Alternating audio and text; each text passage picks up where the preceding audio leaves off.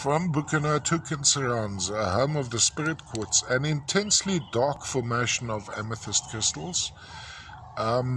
Typically from this deposit we have a central quartz crystal, bigger head, which is surrounded by the smaller ones. Now this particular material, this section was sitting on a flat base, so the formation wouldn't have been forming around the main crystal.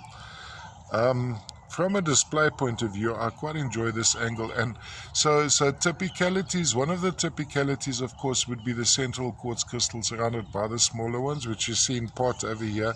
And then of course the color is determined by what happens in the it's easier to see when we look at the larger crystals around the edges of the main crystal, and that gets propagated right through.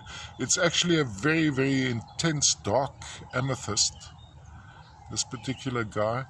Termination over here is intact, even though we have almost a second layer of quartz, a very thin layer of quartz running across the first layer. There you have a good indication of the color, and that gets distributed right through. Maybe a little bit of smoky and amethyst associated, yet on the matrix I see there's quite a strong hematite come goethite content. So maybe some goethite come hematite distributed through some of the specimen.